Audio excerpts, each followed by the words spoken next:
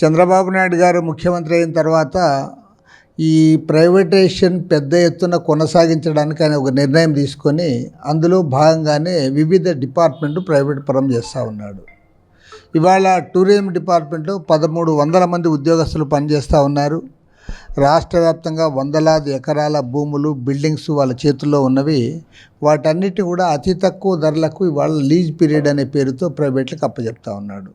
అంటే తనకు కావలసిన వారికి, తన పార్టీలో ఉంటున్న వారికి ఆదాయాన్ని సమకూర్చుకోవడానికి ప్రయత్నం చేస్తూ ఉన్నాడు తప్ప రాష్ట్ర ప్రయోజనాలు పణంగా పెడుతున్నాడు. అంతేకాకుండా ఇవాళ టూరిజం నువ్వు అభివృద్ధి చేస్తానని చెప్పి నువ్వు ప్రభుత్వం అభివృద్ధి చేయకుండా దాన్ని ప్రైవేట్ పరం అప్పించి ఇవ్వాల్సిన పని ఏముంది? కాబట్టి నువ్వు ఒక్క టూరిజం విషయంలోనే కాదు, నిన్ననే జీవో ఇచ్చాడు. 10 ప్రైవేట్ మెడికల్ కళాశాలలన్నీ కూడా పీపీపీ పద్ధతుల్లో ప్రైవేట్కి అప్పచెప్పాడు. నిన్న నైట్ జీవో ఇచ్చాడు. దాదాపు రాష్ట్ర వ్యాప్తంగా ప్రధానమైన ఆదోని, మదనపల్లి, మార్కాపురం, పులివెందుల, పెనుగొండ, పాలకొల్లు, అమలాపురం, నర్సీపట్నం, బాపట్ల, పార్వతీపురం ఈ మెడికల్ కళాశాలలన్నీ కూడా ప్రైవేట్ పరం చేస్తూ ఉన్నాడు. మరి ఆల్రెడీ ఇంటర్మీడియట్ విద్యను ప్రైవేట్కి ఇచ్చేసావు. తర్వాత ఇంజనీరింగ్ కాలేజీలు అన్నీ కూడా ప్రైవేట్కి ఆల్రెడీ అప్పచెప్పేశాను. అది ఇంతకుముందే జరిగిపోయింది. ఇక యూనివర్సిటీలు ఏవైతే నామకహ యూనివర్సిటీలు ఉన్నాయి. యూనివర్సిటీలు కూడా ఇప్పుడు రాష్ట్రంలో ప్రఖ్యాతిగాంచిన యూనివర్సిటీలు ఏవంటే అవి కూడా ప్రైవేట్ యూనివర్సిటీలే. ఈ మన ప్రభుత్వం ఆధ్వర్యంలో పనిచేసే యూనివర్సిటీలు అన్నీ కూడా వాటిని మూలన పడేసి అక్కడ రిక్రూట్మెంట్ చేయవు.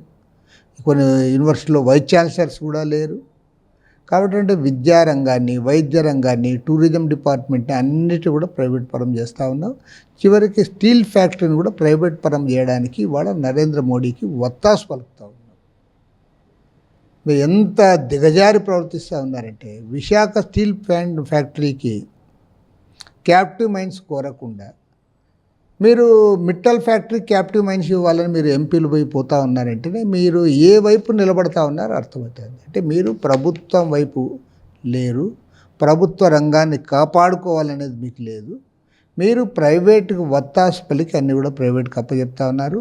10,000 కోట్ల రూపాయల విలువ కలిగిన ఆస్తులను, టూరిజం డిపార్ట్మెంట్ ఆస్తులన్నీ కూడా మీరు ప్రైవేట్ పరం చేస్తూ ఉన్నారు. దీన్ని సంపూర్ణంగా వ్యతిరేకిస్తూ రేపు 18వ తేదీ నాడు, సెప్టెంబర్ 18వ తేదీ చలో అసెంబ్లీ కార్యక్రమానికి పిలుపునివ్వడం జరిగింది.